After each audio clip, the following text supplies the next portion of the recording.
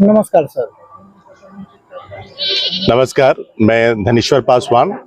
Sir आपसे एक सवाल है कि अभी जो समय चल रहा है वह कार्तिक पूर्णिमा है, गंगा स्नान का समय है।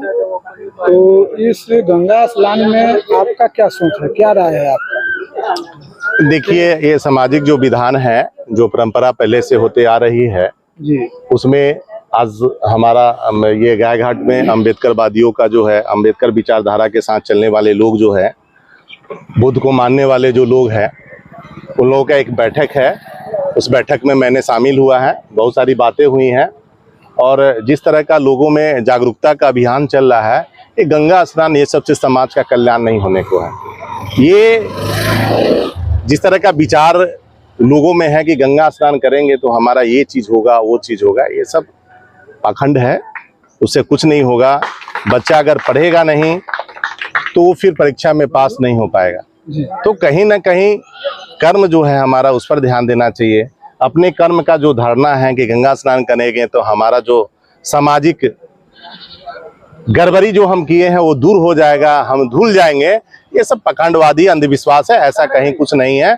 और हमारा एक उन लोगों के लिए, वैसे लोगों के लिए संदेश होगा, समाज में अच्छा काम कीजिए, अच्छा विचार के साथ चलिए और समाज को जो है एक नई दिशा दीजिए। ये कीजिएगा, ये ज़्यादा कहीं ना कहीं कारगर होगा और एक इंसान दूसरे इंसान का काम आए। जो बुद्ध का हमारा विचार है उसके साथ चलना चाहिए आपको। सर आप लोग कह रहे हैं कि रविदास जी बोधिसत्व थे, परंतु लोगों का मानना है कि रविदास जी तो गंगा जी को मानते थे। देखिए, रविदास जी का जिस समय का आप बता रहे हैं, ये अगर उस तरह की धारणा रहती तो बहुत सारे समाज के बुराइयों को खत्म करने के लिए जो वो अपना विचार दिए, वो विचार उस तरह का नहीं दे पाते।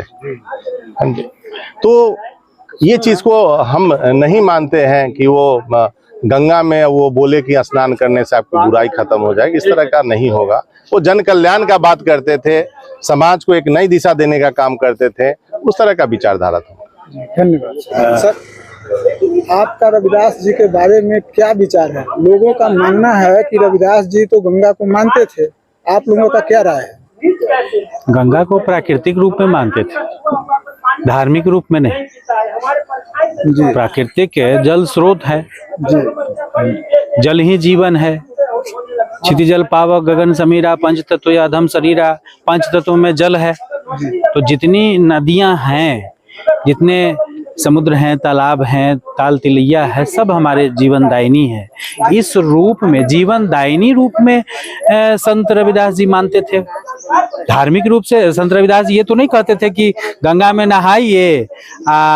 वही तो बोले हैं कि मलमल धोए कैसे आ रहे बैल के बैल, और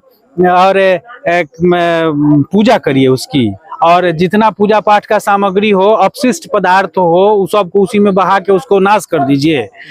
अमेरिका, इंग्लैंड, रूस, चाइना, जापान, मतलब भारत के बाहर की जो देशें हैं वो नदी को नदी मानती है तो वहाँ साफ जल है, और भारत के लोग नदी के धार्मिक मानते हैं तो गंदा कूड़ा कचरा से भर गया।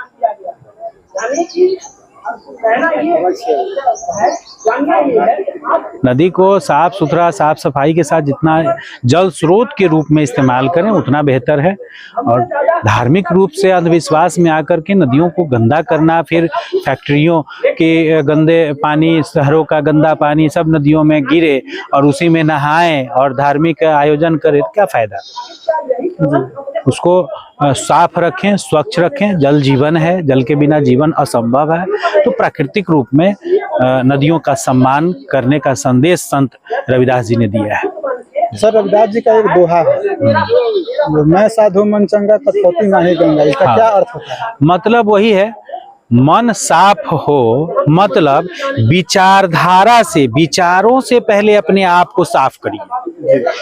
मानववादी विचारधारा, इंसानियत वाली विचारधारा, एक दूसरे से प्रेम सौहार्द वाली विचारधारा, बेहतर सोच वाली विचारधारा अपने अंदर लाएं और गंदगी को साफ करें। अपने अंदर जो विचारों का गंदगी है, अंधविश्वास है, पाखंड है, वैमनस्यता है, भेदभाव है, इन सारी चीजों को पहले साफ करें।